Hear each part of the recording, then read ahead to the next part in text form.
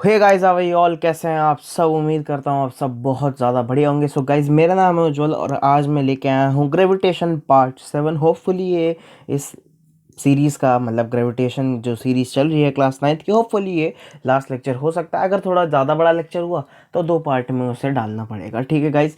तो गाइस, आज हम क्या पढ़ने वाले हैं? आज हम पढ़ने वाले हैं आर्किमिडीज प्रिंसिपल और उसे आगे बढ़ाते बढ़ाते हमको काफ़ी सारी चीज़ें पढ़ेंगे। सबसे पहले आर्किमिडीज प्रिंसिपल हमारा टॉपिक है।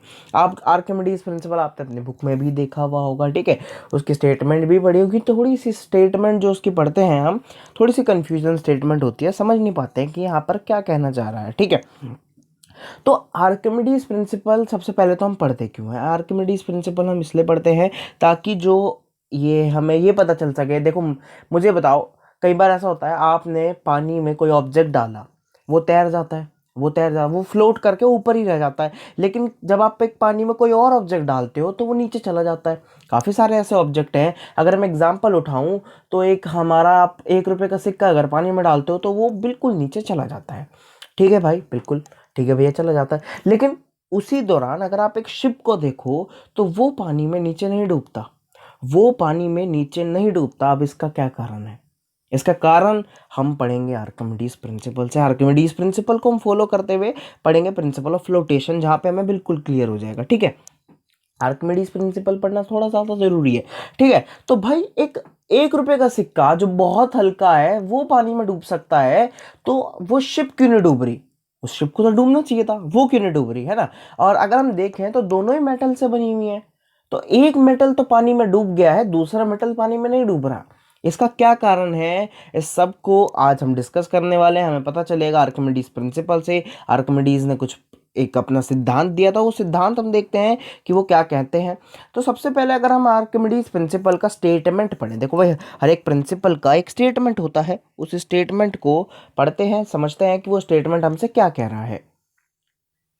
अच्छा, स्टेटमेंट पढ़ने से पहले मुझे ये बताओ, जब आप एक भरी बाल्टी में सोच लो, और उस एक भरी बाल्टी में आप कोई भी ऑब्जेक्ट सोचो अपने मन में। मान लो मैं डस्टर सोच लेता हूँ, डस्टर सोच लो। आप कोई भी एक ऑब्जेक्ट सोच लो, एक बर्तन सोच लो। जब आप एक भरी बाल्टी में कोई भी चीज़ डालते हो तो क्या उसमें से पानी बाहर निकलता है या नहीं निकलता है? मुझे बताओ। निकलता है, बिल्कुल निकलता है भैया। अच्छा, अगर बाल्टी कम भरी हुई है, जब आप उसमें कोई ऑब्जेक्ट डालते हो तो क्या पानी का लेवल बढ़ता है या नहीं बढ़ता है? बिल्कुल बढ़ता है। अच्छा, आर्किमिडीज प्रिंसिपल समझने से पहले मैं आपसे रिक्वेस्ट करूंगा, अगर आपने मेरा पार्ट 6 नहीं देखा है ग्रेविटेशन पार्ट 6 का, तो वो ज़रूर देख लेना, क्योंकि उसमें हमने अपथ्रस्ट की बात की है, बियॉन्ड फोर्स की बात की है। अगर आपको बियॉन्ड फोर्स और अपथ्रस्ट की नॉलेज नहीं है तो आर्किमिडीज प्रिंसिपल पढ़ने में थोड़ा सा मुश्किल आने वाली है, ठीक है? मैं ये नहीं कहूँगा मेरी देखो, किसी और से अगर बियॉन्ड फोर्स पढ़ के आया, अपथ्रस्ट पढ़ के आया तो वेरी गुड, ठीक है? तो समझते हैं सबसे पहले इसका स्टेटमेंट। सबसे पहले स्टेटमेंट में कहा गया है अकॉर्डिंग टू आर्किमिडीज प्रिंसिपल। अगर आपके पास आए भी कि व्हाट इज आर्किमिडीज प्रिंसिपल या स्टेट आर्किमिडीज प्रिंसिपल्स स्टेटमेंट, तो आप बिल्कुल इस तरह ही लिख के आना, आपको पूरे मार्क्स मिलेंगे। व्हेन एन ऑब्जेक्ट इज हुली और partially immersed in a liquid. एक एक लाइन उठाओ। इन्होंने कहा है कि पहली लाइन में उन्होंने कहा है कि व्हेन एन ऑब्जेक्ट इज हुली और partially immersed in a liquid. Immersed का मतलब है डूबना, इमर्स्ड का मतलब है डूबना, ठीक है भैया? लिक्विड, लिक्विड आप जानते होगे, किसी भी चीज़ को लिक्विड, यहाँ पे फ्लूइड भी आ सकता है। मैं आपको बताऊं, यहाँ पे वर्ड फ्लूइड भी आ सकता है। मैंने लिक्विड ले लिया है। फ्लूइड आप जानते होंगे क्या होता है, नहीं जानते हो लास्ट लेक्चर में समझो फ्लूइड क्या होता है, ठीक है? वहां मैंने बता रखा है व्हाट इज फ्लूइड्स, ठीक है? तो जब एक ऑब्जेक्ट को पूरी तरह से या फिर पार्शियली, यानी कि पूरा नहीं, पार्शियली इमर्ज किया जाता है एक लिक्विड के अंदर, जब एक किसी ऑब्जेक्ट को या तो पूरा या पूरा नहीं, थोड़ा सा कम, पार्शियली इमर्ज्ड किया जाता है, पानी में डाला जाता है, डुबाया जाता है किसी लिक्विड में, तो वो एक्सपीरियंस करता है एक बियॉन्ड फोर्स या कहूँ अपथ्रस्ट, जो कि हम लास्ट लेक्चर में पढ़ के आए हैं या फिर आप पढ़ के आए होंगे किसी और से, कि जब भी एक ऑब्जेक्ट को हम पानी में या किसी लिक्विड में डालते हैं तो उस पर एक अपथ्रस्ट लगती है। भाई साहब पढ़ के आए होंगे। यहाँ हमने बताया था एक एक्सपेरिमेंट भी, शायद आपने कभी देखा होगा, जब हम एक बॉल को डालते हैं पानी में तो उस पर एक अपथ्रस्ट लगता है, तो जो हमारी जो एक्चुअल बॉल है या फिर कोई भी ऑब्जेक्ट, वो थोड़ा हल्का लगता है, वो थोड़ा हल्का लगता है। अगर आपको ये प्रैक्टिकली करके देखना है तो एक काम करो, किसी ऑब्जेक्ट को पानी में डालो और उसे ऊपर से पकड़ लो, भाई कोई घर में छोटा सा बच्चा हो, उसे पकड़ लो पानी में, मतलब पूरा मत डुबो देना, उसे थोड़ा सा पानी में डालो, है ना, जैसे स्विमिंग नहीं सिखाते वैसे करके देख लो, उसे डालो तो आपको लगेगा जो ऑब्जेक्ट आप, मतलब वो बच्चे को जब आप बाहर उठाते हो, एयर में उठाते हो, एटमॉस्फेयर में उठाते हो, तो वो थोड़ा सा आपको भारी लगता है, लेकिन जब आप पानी में उसे उठाओगे तो आपको हल्का महसूस देता है। इसका कारण हमने बताया था, एक बियॉन्ड फोर्स, एक अपथ्रस्ट लगती है। देखो मैं उसे दोबारा नहीं समझाऊंगा क्योंकि वीडियो ज़्यादा बड़ी हो जाएगी, ठीक है। तो इन्होंने क्या कहा है कि जब एक ऑब्जेक्ट को आप पानी में डालते हो पूरी तरह से या आधी तरह से, उसके ऊपर एक बियॉन्ड फोर्स या फिर एक अपथ्रस्ट लगती है, उसके ऊपर एक बियॉन्ड फोर्स या अपथ्रस्ट लगती है, जो किसके बराबर होती है, विच इज इक्वल, जो किसके बराबर होती है, which is equal to the weight of the liquid displaced by the object. जैसे कि मैंने वीडियो स्टार्ट होते ही कहा था, जब आप एक बाल्टी में एक डस्टर, एक ऑब्जेक्ट, कुछ भी डालते हो तो पानी बाहर निकलता है। उन्होंने कहा अगर आपको आपको नापना है कि इस ऑब्जेक्ट पे कितनी अपथ्रस्ट लगी है, देखो समझो, दोबारा समझो। मैंने कहा ये बाल्टी पूरी भरी हुई थी, मैंने इसके अंदर एक बोल डाली जिसके ऊपर कुछ अपथ्रस्ट लगा, जिसकी वजह से क्या हुआ, यहाँ से पानी बाहर निकल गया, यहाँ से पानी बाहर निकल गया। तो अगर आपको नापना है कि जो जो आपका पानी निकला है उसका कितना वेट है, उसका कितना वेट है, या फिर आपको नापना है कि जो ये अपथ्रस्ट है वो कितनी लगी है, जो ये अपथ्रस्ट लगी है या अपवर्ड फोर्स लगी है वो कितनी लगी है, तो आर्किमिडीज प्रिंसिपल ने कहा, आर्किमिडीज ने कहा कि ये जो अपवर्ड फोर्स है ये बिल्कुल उतनी ही होगी जितना वेट आपका पानी बाहर निकला होगा, जितना पानी आपका बाहर निकला होगा, वेट, जितना पानी का वेट आपका बाहर निकला है, पानी, जितना पानी का वेट आपका बाहर निकला है उतनी ही फोर्स लग रही होगी। क्योंकि मैंने कहा था कि वेट एक फोर्स होती है, याद हो आपको, मैंने वेट वर्सेस मास की एक वीडियो की हुई है जिसमें मैंने बता रखा है weight is an force. Weight क्या है, एक फोर्स होती है जिसका फॉर्मूला होता है, वेट का फॉर्मूला होता है mass into gravity, gravitational due to acceleration, acceleration due to gravity, sorry थोड़ा सा शब्द आगे पीछे हो गए, ठीक है। तो वेट क्या है, एक तरह की फोर्स है, और अपथ्रस्ट क्या है, एक तरीके की फोर्स है। तो अगर आपको नापना है कि अपथ्रस्ट कितना लग रहा है तो वो वेट वाली फोर्स नाप लो भाई। उन्होंने कहा कि अगर आपको अपथ्रस्ट वाली वेट फोर्स नापनी है, ये अपथ्रस्ट वाली फोर्स नापना है जो एक ऑब्जेक्ट पे लग रही है, अपथ्रस्ट वाला फोर्स नापना है, तो कुछ मत करो, जितना पानी निकला है उसका वेट नाप लो, जितना पानी निकला, जो लिक्विड निकला है उसका वेट नाप लो। स्टेटमेंट दोबारा पढ़ो, क्लियर होगी। According to Archimedes principle, when an object is wholly और partially immersed in a liquid, जब एक ऑब्जेक्ट को हुल्ली या पार्शियली आप एक लिक्विड में डालते हो तो उसके ऊपर एक अपथ्रस्ट लगती है, एक अपवर्ड फोर्स लगती है। यहां तक आपको स्टेटमेंट क्लियर है ना, कि उस पर एक अपवर्ड फोर्स लगती है जो किसके बराबर होती है, which is equal to the weight of the liquid displaced by the object. जितना जितना लिक्विड वो ऑब्जेक्ट डिस्प्लेस्ड करेगा, डिस्प्लेस माने आप ये कह सकते हो कि कितना ऑब्जेक्ट उस पानी को बाहर निकालेगा। भाई बर्तन आपके पास है तो उसमें से कितना पानी बाहर निकला है वो बिल्कुल किसके इक्वल होगा, जितना एक ऑब्जेक्ट पे अपथ्रस्ट लगी होगी। आप चाहो तो एक एक्सपेरिमेंट आपको यूट्यूब पे मिल जाएगा जो आपको शो कर देगा, ठीक है। फिजिक्स में मैंने प्रैक्टिकल नहीं बताया, मैंने आपको थ्योरी बता दिया। अगर आपको प्रैक्टिकल देखना है तो आपको कोई मिल जाएगा, बाकी आप करके भी देख सकते हो, ठीक है। ठीक है भाई, तो buoyant force acting on object, यहाँ पे एक चीज बहुत इंपॉर्टेंट है जो हम बता सकते हैं। जो बियॉन्ड फोर्स एक ऑब्जेक्ट पे लग रही होगी, बियॉन्ड फोर्स क्या है, अपवर्ड फोर्स जो एक ऑब्जेक्ट पे लग रही होगी वो किसके बराबर होगी, wait of the liquid displace bye the object, ठीक है भाई। मैंने कहा मैंने एक बॉल डाली यहां पर अंदर पानी में, तो उस पे एक अपवर्ड फोर्स लगी, क्या लगी, एक अपवर्ड फोर्स लगी, एक अपथ्रस्ट लगा। तो वो कितना लगा, अपथ्रस्ट, देखो पहली लाइन क्या है, अपथ्रस्ट कितना लगा, जितना ऑब्जेक्ट से पानी बाहर निकला, ठीक है। पानी का क्या वेट, पानी का क्या वेट, ठीक है भाई, क्लियर हो गया। ये लाइन बहुत ज्यादा इंपॉर्टेंट है, इसको मार्क कर लेना, ठीक है। The magnitude of buoyant force acting on an object immerse in a liquid is equal to the weight of the liquid displaced by the immersed object. जो मैंने अभी भी बताया वो यही है, नहीं मान रहे, ध्यान से एक बार पढ़ो। The magnitude of buoyant force, magnitude क्या होता है, मैंने हमेशा से कहा है मैग्नीट्यूड कुछ नहीं होता, एक न्यूमेरिकल वैल्यू होती है।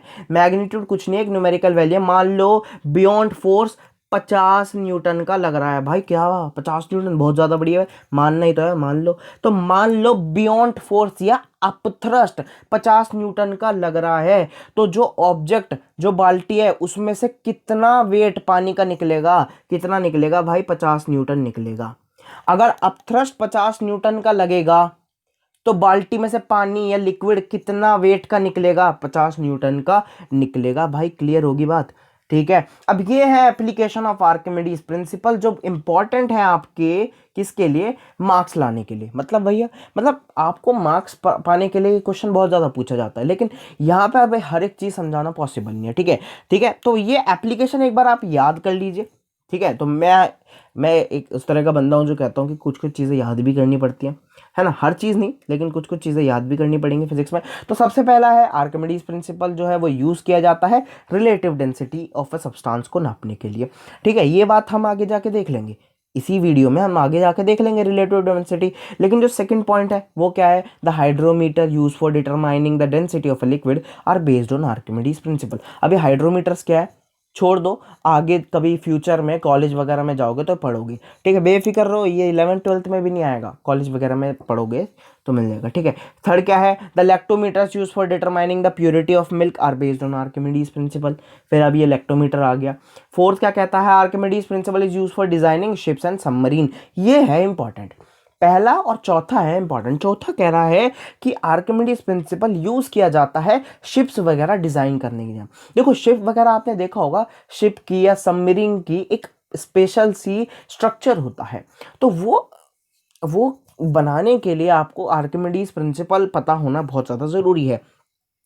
वो क्यों बनाया जाता है, वो इसलिए बनाया जाता है ताकि आपकी जो शिप आपने बनाई है या बोट आपने बनाई है वो पानी में ना डूब जाए। ठीक है, इसलिए उसको एक अच्छा फिक्स स्ट्रक्चर दिया जाता है। ठीक है, और वो किसकी वजह से बनता है, आर्किमिडीज प्रिंसिपल की वजह से बनता है। अगर आप चाहो तो यहाँ पे एक लाइन पढ़ सकते हो, मैंने लिख रखा है, we will describe all the application of Archimedes principle in detail in higher classes. हमें अभी पढ़ने की कोई जरूरत नहीं है। चलते हैं हमारे नेक्स्ट टॉपिक की ओर। नेक्स्ट टॉपिक हमारा कहता है व्हाई ऑब्जेक्ट फ्लोट्स और sink in a liquid. Why object float और सिंक इन अ लिक्विड। सबसे पहले भैया ये फ्लोट क्या होता है, फ्लोट होता है भैया किसी चीज का पानी में या लिक्विड में तैरना।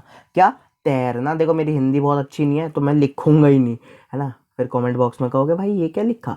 तो किसी चीज का तैरना पानी में वो होता है फ्लोट, है ना। अगर मैं आपसे कहूं कि जो आपकी शिप्स हैं वो पानी में क्या करती हैं, तैरती हैं, है ना, मतलब ऊपर ऊपर रहती है ना, मैं क्या बोल रहा हूँ, तैरना बोल रहा हूँ, ऊपर ऊपर रहती है ना, पानी के सरफेस पे रहती है ना, तो वो क्या कर रही है, फ्लोट कर रही है, पानी में क्या कर रही है, फ्लोट कर रही हैं। ठीक है। सिंक क्या होता है भाई, सिंक होता है पानी में डूब जाना, है ना। जब आप एक सिक्का डालते हो पानी में तो वो डूब जाता है, वो पानी में डूब जाता है, वो नीचे चला जाता है। ठीक है, तो सिंक क्या है, किसी भी लिक्विड में ऑब्जेक्ट का डूब जाना। फ्लोट क्या है, किसी भी लिक्विड में ऑब्जेक्ट का उसके सरफेस पे रहना या फिर तैरना। क्लियर होगी भाई, ये बात क्लियर होगी। चलते हैं अब ऑब्जेक्ट तैरता क्यों है वो देख लो। When a piece of wood is placed in water, यहाँ पे एक बहुत अच्छे से एग्जाम्पल लेके शुरू की गई है बात। ये कहा है कि जब आप एक पीस ऑफ वुड को पानी में डालते हो तो वो फ्लोट कर जाता है, लेकिन जब आप दूसरी ओर एक आयरन को पानी में डालते हो तो वो जो है फ्लोट नहीं करता, वो क्या करता है, पानी में डूब जाता है। ठीक है, अब ऐसा क्यों हो रहा है हम वो देख लेते हैं। भाई आप वुड डालते हो वो पानी में तैर जाती है, लेकिन आप एक आयरन का मेटल डालते हो या आयरन डालते हो, पीस ऑफ आयरन डालते हो तो वो सीधा पानी में डूब जाता है। ऐसा क्यों? ठीक है, तो भाई when an object is put in a liquid then two forces acting on it. हमने अभी अभी पढ़ा, जब आप पानी में किसी ऑब्जेक्ट को डालते हो तो उस पे उसके ऊपर, लिक्विड के ऊपर दो तरीके की फोर्स लगती है या फिर दो तरीके की फोर्स वहां पे लगती है। ठीक है, when an object is put in a liquid two force act on it. ठीक है, ऑब्जेक्ट पे दो फोर्स लगती हैं, वो दो फोर्स कौन सी है, weight of an object acting downwards. मान लो यहाँ पे मैंने एक ऑब्जेक्ट लिया है और उसे पानी में डाल दिया है। ठीक है, देखो जहां भी लिक्विड है समझ लेना पानी, मैं जहां भी पानी बोलूँ समझ लेना लिक्विड। ठीक है, तो जब भी मैंने एक ऑब्जेक्ट लिया और उसे पानी में डाल दिया तब होगा क्या भाई, एक वेट तो उसका नीचे लग रहा होगा, एक वेट तो उसका नीचे लग रहा होगा, दूसरा पानी उस पे एक अपथ्रस्ट लगा रहा होगा। मानते हो या नहीं मानते हो भाई? कोई भी चीज नीचे की तरफ तो वेट लगाती है, ग्रेविटेशनल फोर्स, ठीक है। दूसरी ओर हमने पढ़ा कि पानी या लिक्विड में एक ऐसी क्षमता है, वो एक अपथ्रस्ट भी लगाती है, ठीक है। तो जब एक ऑब्जेक्ट पानी में डालते हैं तो होता क्या है, पानी में डालते हैं तो उसका एक वेट तो नीचे लग रहा है, वो क्या है उसका एक्चुअल वेट, वो क्या है उसका एक्चुअल वेट। दूसरा एक फोर्स उस पे लगती है अपवर्ड, वो कौन सी है, अपथ्रस्ट, वो कौन सी है, अपथ्रस्ट। अब मुझे बताओ, एक फोर्स लग रही है नीचे, एक फोर्स लग रही है ऊपर, अगर इनमें से जो ज्यादा होगी उसके हिसाब से काम होगा, उसके हिसाब से काम होगा। मान लो किसी ऑब्जेक्ट का ये वाली फोर्स ज्यादा है तो ऑब्जेक्ट नीचे चला जाएगा, मानते हो या नहीं? इसकी ऑब्जेक्ट की अगर ये नीचे जाने वाला वेट ज्यादा है तो ऑब्जेक्ट नीचे आ जाएगा, ठीक है भाई। लेकिन अगर उसका ये वाला फोर्स ज्यादा है, जो उसे ऊपर ले जा रहा है, वो फोर्स ज्यादा है, तो होगा क्या, ऑब्जेक्ट सरफेस पे आ जाएगा, है ना, वो तैरने लग जाएगा। या नहीं मानते हो? वो ऑब्जेक्ट क्या हो जाएगा, तैरने लग जाएगा, ठीक है। और मान लो ये दोनों फोर्स इक्वल हो गई, ये दोनों फोर्स इक्वल होगी तो एकदम क्या होगा, सरफेस पे आकर आपका ऑब्जेक्ट बैठ जाएगा, ठीक है। जब ये ज्यादा होती है तो वो हल्का सा ना ऊपर निकल जाता है, पानी से ऊपर ऊपर तैरता है, ठीक है। लेकिन जब ये दोनों इक्वल होती हैं तो ये बीच में होता है, ऐसे आधा ऊपर आधा नीचे। समझाऊंगा, कोई बात नहीं। Now whether an object will float, भाई या तो ऑब्जेक्ट फ्लोट करेगा या सिंक करेगा, will depend on relative magnitude of two forces. ये किस पे डिपेंड करता है, इनके रिलेटिव मैग्नीट्यूड पे। रिलेटिव मतलब एक दूसरे के रेस्पेक्ट में इनका जो फोर्स का मैग्नीट्यूड है वो कितना है। मैं कहूं कि एक ऑब्जेक्ट नीचे की तरफ फोर्स लगा रहा है 50 न्यूटन, एक ऑब्जेक्ट का वेट क्या है, 50 न्यूटन है, एक ऑब्जेक्ट का वेट 50 न्यूटन है, लेकिन जो उस पर अपथ्रस्ट लग रही है वो केवल 30 न्यूटन की है, उसके पर जो अपथ्रस्ट लग रही है वो 30 न्यूटन की है। तो आप देख पा रहे होंगे कि ऑब्जेक्ट जो है वो नीचे जाएगा, कितनी फोर्स से जाएगा, 20 न्यूटन की फोर्स से जाएगा। यानी कि ऑब्जेक्ट पानी में फ्लोट ना करके क्या करेगा, सिंक करेगा, फ्लोट ना करके क्या करेगा, सिंक करने वाला है। अब मैं कहूं उसकी डाउनवर्ड फोर्स कितनी है, 50 न्यूटन, लेकिन उसकी उसकी अपथ्रस्ट कितनी हो गई, 60 न्यूटन, उसकी अपथ्रस्ट कितनी हो गई, 60 न्यूटन। अब क्या होगा, अब जो ऑब्जेक्ट है वो फ्लोट करने लग जाएगा 10 न्यूटन की फोर्स के साथ, है ना भाई? क्लियर हो रही है बात, क्लियर हो रही है बात? तो यहाँ पे देखो, इफ द बियॉन्ड फोर्स यानी कि नीचे से ऊपर लगने वाली force, if the buoyant force या upthrust exerted by the liquid is less than the weight of the object will sink in the liquid, object पानी में डूब जाएगा। अगर बियॉन्ड फोर्स जो लग रही है वो कम है वेट से, अगर बियॉन्ड फोर्स जो लग रही है वो कम है आपके ऑब्जेक्ट के वेट से, तो क्या होगा, ऑब्जेक्ट पानी में डूब जाएगा। क्लियर है? Second, if the buoyant force और अपथ्रस्ट, जो अपथ्रस्ट लग रही है वो ज्यादा है, या फिर पहले ले लेते हैं इज इक्वल, क्या is equal to the weight of the object, then object will float in a liquid, तो ऑब्जेक्ट क्या करेगा, फ्लोट करना शुरू कर देगा। देखो होगा क्या, हल्का सा वो नीचे होगा, हल्का सा वो ऊपर होगा, क्योंकि उसके ऊपर जितनी फोर्स नीचे लग रही है उतनी फोर्स ऊपर लग रही है लिक्विड के द्वारा। जितनी फोर्स वो नीचे लगा रहा होगा अपने वेट की वजह से, उतनी फोर्स लिक्विड उसे ऊपर की तरफ लगा देगा, इसलिए क्या होगा, वो फ्लोट करना शुरू हो जाएगा, ठीक है, वो तैरना शुरू हो जाएगा। क्लियर है? अगर मैं थर्ड बात करूं, इफ द बियॉन्ड फोर्स, अब बियॉन्ड फोर्स को मैं ज्यादा कर दूं, if the buoyant force exerted by the liquid is मोर, मैं कह रहा हूं अगर बियॉन्ड फोर्स ही ज्यादा हो जाए, if buoyant force exerted by the liquid is more than the weight of the object, तब क्या होगा, then the object will rise in the liquid and then float, तब क्या होगा, ऑब्जेक्ट पानी से ऊपर आ जाएगा। देखो अब पानी से ऊपर आ गया है, ठीक है, ये पानी है आपका, यहां से ऊपर आ जाएगा और अब यहाँ पे फ्लोट करेगा ऑब्जेक्ट, ठीक है। जब आप लकड़ी डालते हो पानी में तो वो बिल्कुल पानी से ऊपर आ जाती है, उसका बहुत ही छोटा सा माइन्यूट सा हिस्सा पानी में होता है और वो ऊपर फ्लोट करने लग जाती है। ऐसा क्यों? क्योंकि जो उस पर बियॉन्ड फोर्स लग रही है वो बहुत ज़्यादा है, उसके वेट के जो वेट है उसका वो कम है, और जो उस पर बियॉन्ड फोर्स लग रही है वो ज़्यादा है। भाई क्लियर हुई ना? बियॉन्ड फोर्स क्या है, अपवर्ड फोर्स, वेट क्या है? Downward force. अब जो ज़्यादा होगा उसके हिसाब से काम होगा। अगर बियॉन्ड फोर्स ज़्यादा है तो ऑब्जेक्ट फ्लोट करेगा। अगर किसी ऑब्जेक्ट का वेट ज़्यादा है और बियॉन्ड फोर्स कम है तो ऑब्जेक्ट क्या करेगा? सिंक करेगा। क्या करेगा? सिंक करेगा। सिंक माने डूब जाएगा। क्लियर हो रही है भाई बात? If an object will float in a liquid if the upward beyond force it receives from the liquid is great enough to overcome the downward force on the it। यानी कि यहाँ पे इन्होंने यही कहा है, एक ऑब्जेक्ट केवल और केवल जब ही फ्लोट कर सकता है जब उस पे लगने वाली अपवर्ड फोर्स उसके खुद के वेट के, वेट माने डाउनवर्ड फोर्स जो लगा रहा है, उससे ज़्यादा हो जाए, उससे ज़्यादा हो जाए। सिर्फ इंग्लिश के वर्ड आपको कंफ्यूज करते हैं, वरना बहुत आसान है।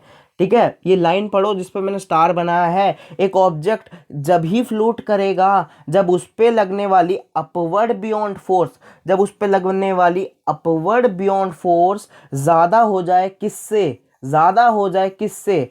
उस फोर्स के जो डाउनवर्ड लग रही है, उस फोर्स के जो डाउनवर्ड लग रही है, यानी कि उसका वेट। भाई डाउनवर्ड फोर्स कौन सी लगती है? एक ऑब्जेक्ट की वेट।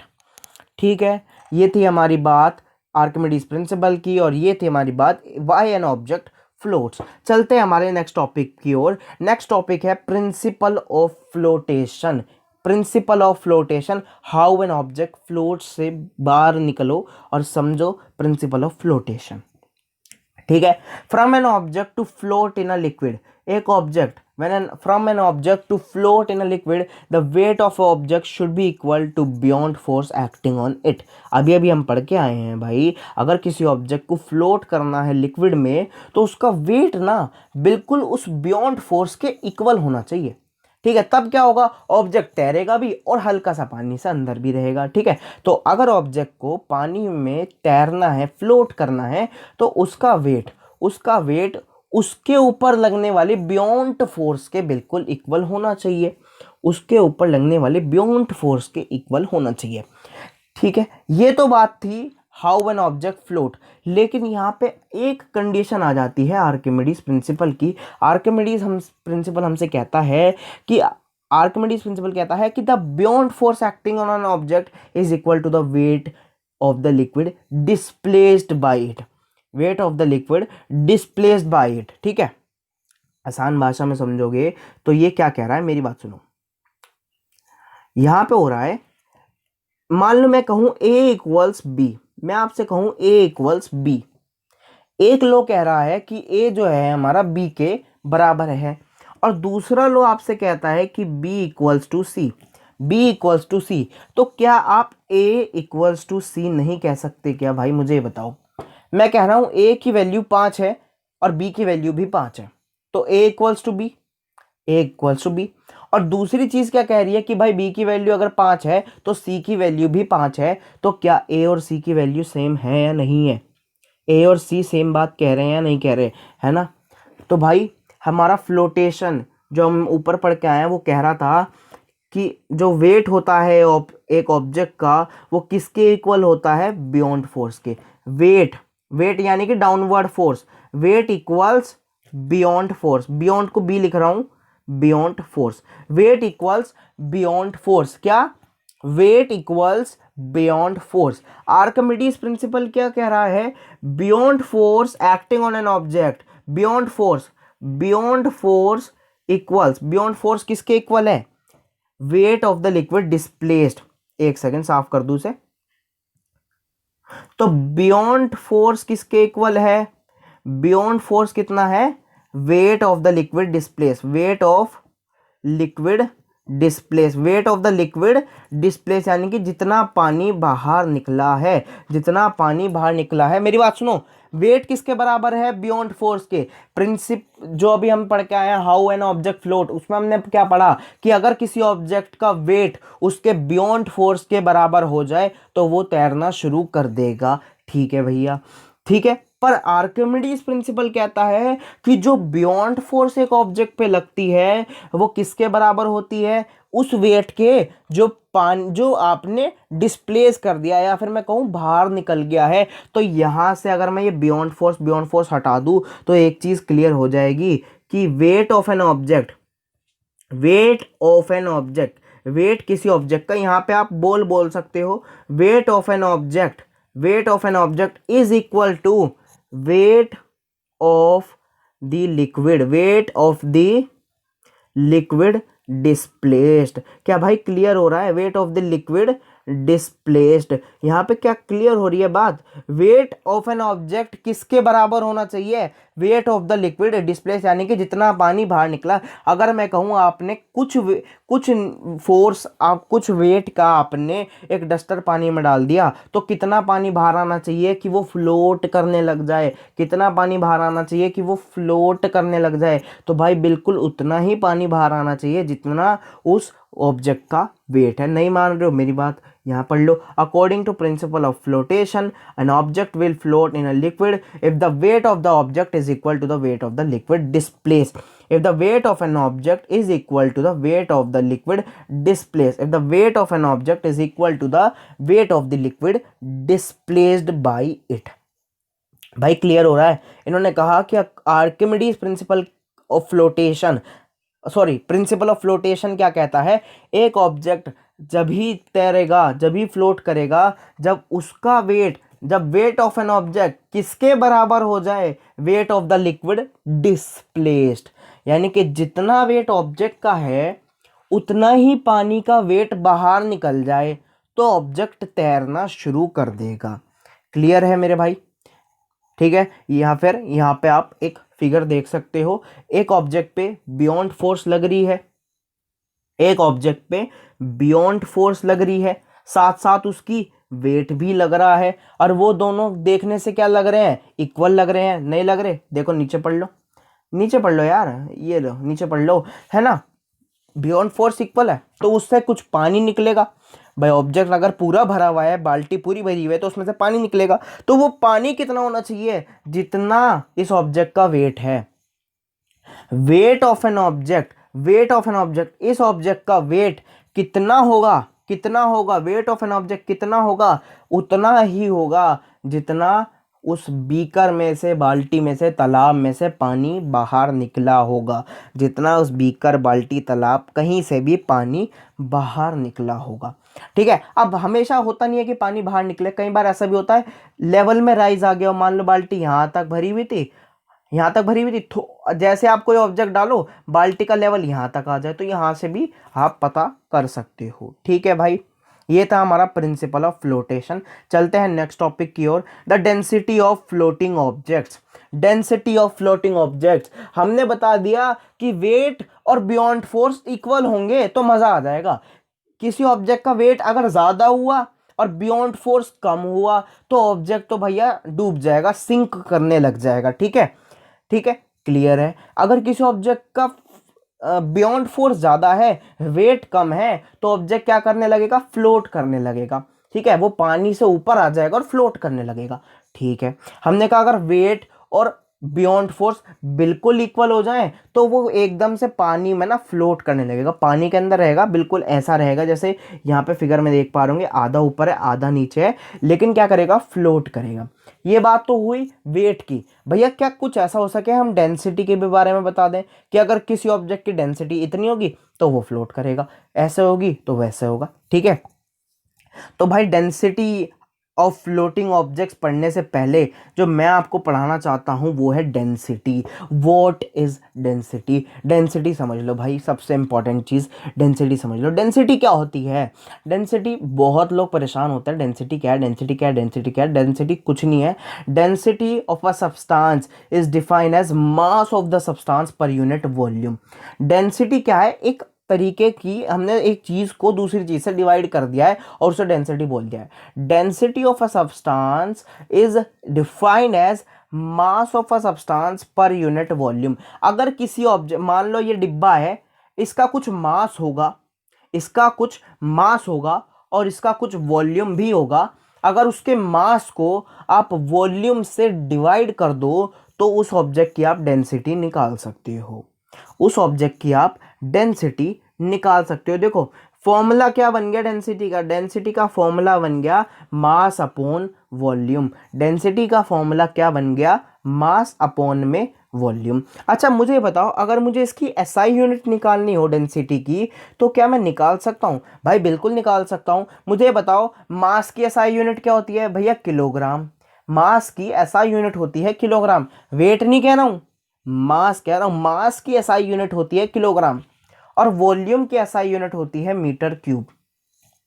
तो डेंसिटी की एसआई यूनिट क्या हो गई? किलोग्राम पर मीटर क्यूब या फिर किलोग्राम पर क्यूबिक मीटर। भाई क्लियर होगी, किलोग्राम पर मीटर क्यूब या फिर किलोग्राम पर क्यूबिक मीटर। देख लो, लिख लो, समझ आया?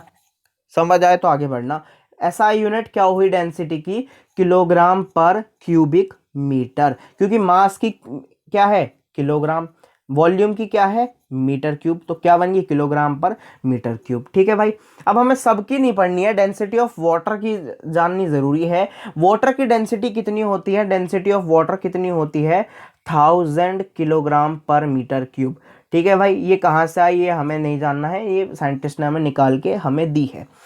ठीक है, तो डेंसिटी ऑफ वाटर कितना है?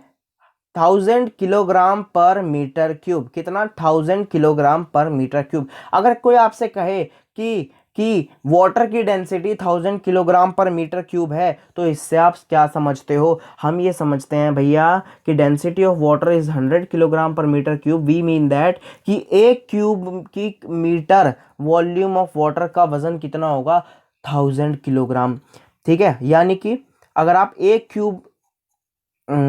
आप एक क्यूबिक मीटर का आप वाटर बनाओ, एक क्यूबिक मीटर, एक क्यूब बनाओ आप वाटर का, एक क्यूब बनाओ आप वाटर का, जिसकी वॉल्यूम कितना है? 1 मीटर क्यूब। कितना? 1 मीटर क्यूब। यानी कि उसकी तीनों साइड कितनी है? तीन तो नहीं, जितनी भी साइड्स आपने बनाई हैं 1 मीटर क्यूब की है। तो उसका वजन पता है कितना होगा?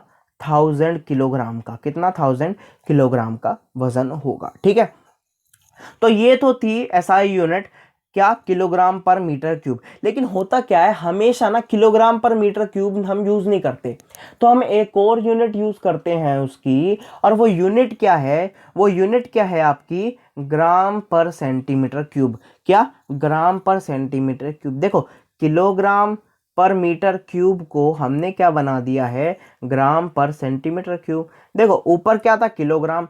क्या बना दिया? ग्राम। नीचे था मीटर क्यूब, यहाँ क्या बना दिया? Centimetre cube. तो ये कैसी यूनिट है? एक छोटी यूनिट है। ये कैसी यूनिट है? डेंसिटी की एक छोटी यूनिट है। क्लियर हो गया भाई? हमेशा में से इतनी बड़ी बड़ी यूनिट्स को नहीं यूज करते, हम कई बार छोटी यूनिट्स भी यूज करते हैं। तो ये यूनिट हम यूज कर रहे हैं।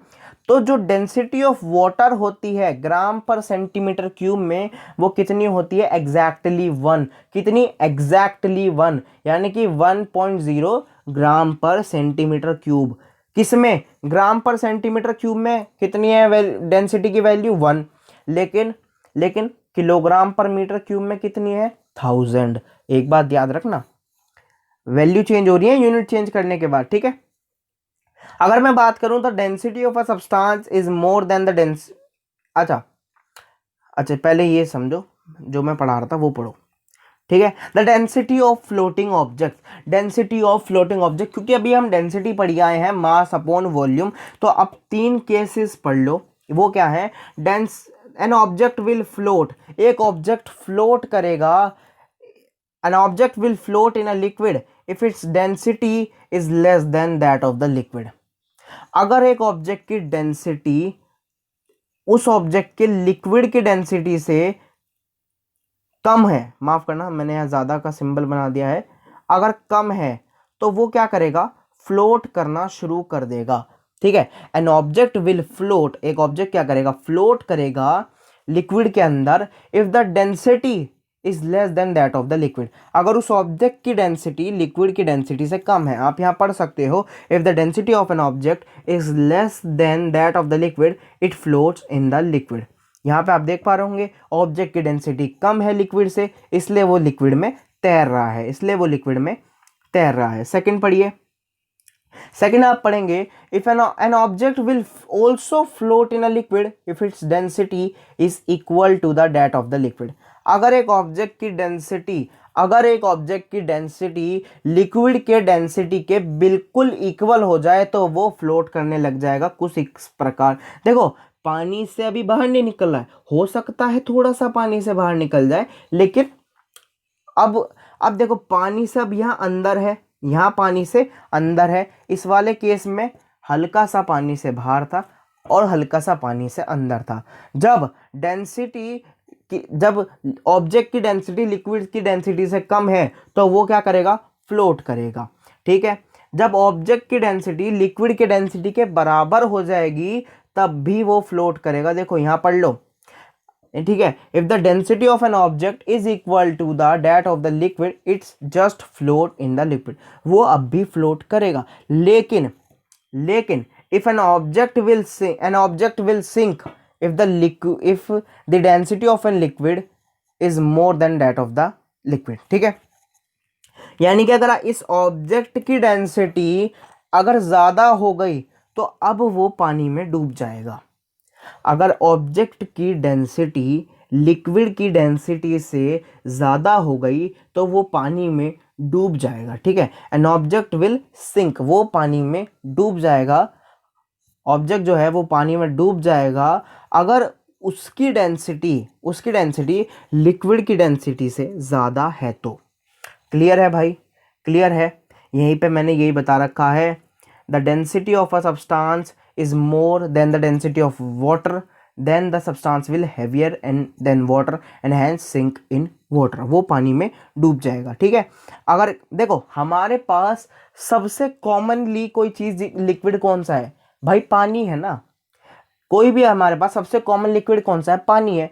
अगर किसी की डेंसिटी पानी की डेंसिटी से ज्यादा है, अगर किसी की डेंसिटी पानी की डेंसिटी से ज्यादा है तो वो क्या उसमें तैर पाएगा, नहीं, वो डूब जाएगा, वो उसके अंदर सिंक कर जाएगा।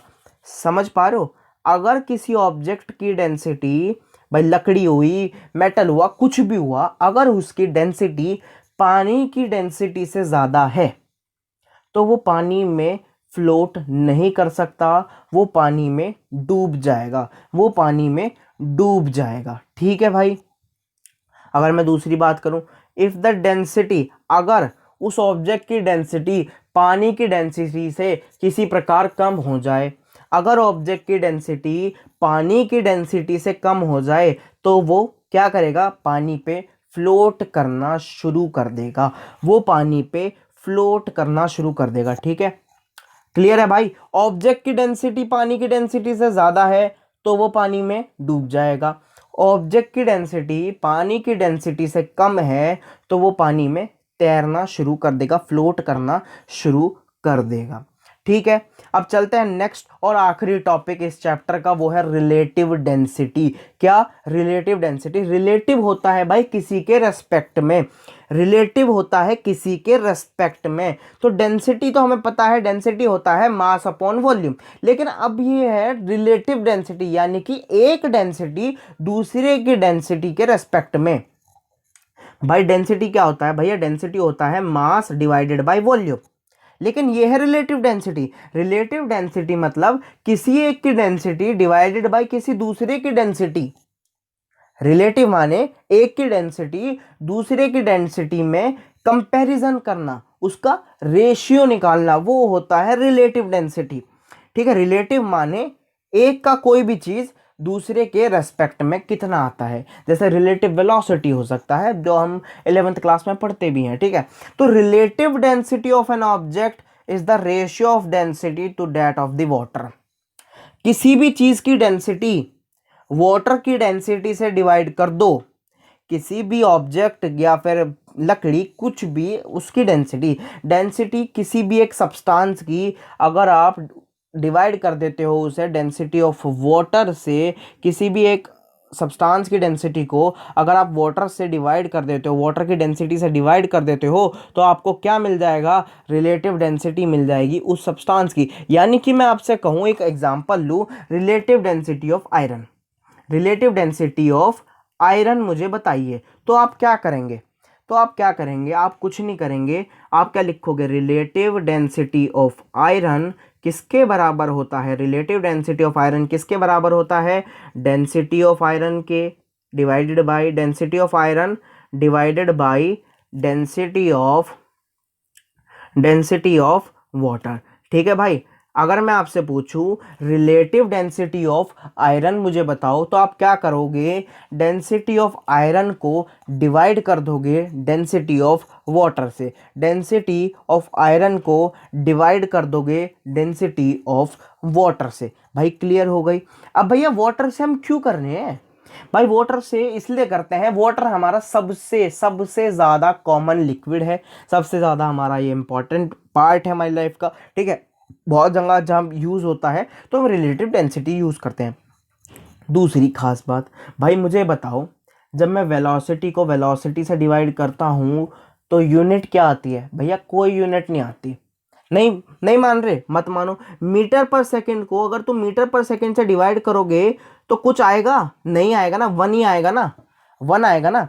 ऐसे डेंसिटी की कुछ यूनिट है, अगर मैं डेंसिटी को डेंसिटी से डिवाइड करूंगा तो कोई भी जो चीज आएगी, कोई भी जो चीज आएगी उसकी क्या यूनिट होगी, कोई भी यूनिट नहीं होगी, वो कैसी होगी, यूनिट लेस क्वांटिटी होगी। कैसी होगी, यूनिट लेस क्वांटिटी होगी। सबसे बड़ा फायदा भाई, हर बार यूनिट क्यों याद रखो, मैं यूं कहूं आपको, दो वर्ड कहूं आपको, 24 याद करना आसान है या 24 किलोग्राम पर मीटर क्यूब याद करना आसान है, आपको 24 वैल्यू याद करना आसान है या 24 किलोग्राम पर मीटर क्यूब याद करना आसान है। तो सबसे ज़्यादा जो बच्चे जवाब देंगे वो शायद 24 देंगे कि भाई 24 याद करना आसान है, क्योंकि 24 की कोई यूनिट नहीं है, छोटी सी वैल्यू है, याद कर लेंगे। लेकिन 24 किलोग्राम पर मीटर क्यूब याद करना थोड़ा मुश्किल है। हो सकता है हम भूल जाएं, हम 24 ना भूलें, हम ये भूल जाएं तो गड़बड़ हो जाएगी। तो साइंटिस्ट ने कहा खेल ही खत्म, हम रिलेटिव कर देंगे ना चीज़ों को। भाई डेंसिटी की यूनिट बताओ, किलोग्राम पर मीटर क्यूब। अगर मैं उससे ही इसी को किलोग्राम पर मीटर क्यूब से डिवाइड कर दूं तो क्या बनेगा, तो भाई ये पहुंच जाएगा मीटर क्यूब ऊपर, किलोग्राम रह जाएगा नीचे, इससे गया ये कट, इससे गया ये कट, क्या बचा, कुछ नहीं, वन। यानी कि जो आपकी चीज, यानी कि रिलेटिव डेंसिटी क्या है, एक यूनिट लेस क्वांटिटी है। As the relative density is a ratio, of two similar quantities, किसी दो सिमिलर क्वांटिटीज का रेशियो है, इसलिए वो क्या है, इसके पास कोई भी यूनिट नहीं होती। तो आपसे अगर कोई पूछे what is the unit of relative density, तो आप आराम से कह सकते हो इट इज यूनिटलेस, है ना भाई। अगर मैं दो मास को डिवाइड कर दूं, तो मास की एसआई यूनिट किलोग्राम, दूसरे मास की एसआई यूनिट किलोग्राम, तो ये दोनों किलोग्राम कट नहीं जाएंगे क्या, बचेगा क्या, वन नहीं बचेगा क्या, यानी कि इसकी कोई यूनिट है नहीं है, ये क्या है, यूनिटलेस। ठीक है, तो हमने दो चीज़ों को डिवाइड कर दिया, जो दो सेम चीज़ों को डिवाइड कर दिया, जिसकी वजह से हमें जो क्वांटिटी मिली है वो कैसी है, यूनिटलेस क्वांटिटी है। इसलिए रिलेटिव डेंसिटी एक बेटर क्वांटिटी होती है यूज़ करने के लिए। ठीक है, तो आज की वीडियो में सिर्फ इतना ही, और सिर्फ ये वीडियो ही नहीं ख़त्म हो रही है, ये चैप्टर भी आपका ख़त्म हो रहा है आज। ठीक है, तो चैप्टर भी खत्म हो रहा है आपका, ग्रेविटेशन नाम का चैप्टर। सो आई होप आप सब बढ़िया होंगे। अगर आपको वीडियो पसंद आई है तो ये वीडियो को लाइक करो, चैनल को सब्सक्राइब करो। आपको हो सकता हो वीडियो पसंद आई हो तो लाइक कर देना यार। ठीक है, चैनल को सब्सक्राइब करो, अपने दोस्तों के साथ वीडियो को शेयर करो, है ना। कमेंट्स में मुझे अच्छी अच्छी बातें बताओ, मैं भी मोटिवेट होऊंगा, आपके लिए और अच्छी वीडियो लाऊंगा। कमेंट में बताओ कि भाई अब इस चीज़ पे वीडियो बनाओ, तो मैं उस पर भी लेके आऊँगा। अगर आपने लेटेस्ट न्यूज़ नहीं देखी है जो सीबीएसई से आई है अभी 3-4 दिन पहले, तो उस वीडियो को जाके देखो ना यार, मेरे टैप करो सब्सक्राइब बटन पे और फिर जाओ मेरे चैनल में जाओ, और वो आपको वीडियो मिल जाएगी, है ना। सिलेबस चेंज से रिलेटेड वीडियो है, उसको ज़रूर जाके देखना। लास्ट में इतने कहूँगा, keep calm, study well, all the very best for everything, bye bye, love you all, keep calm, stay positive.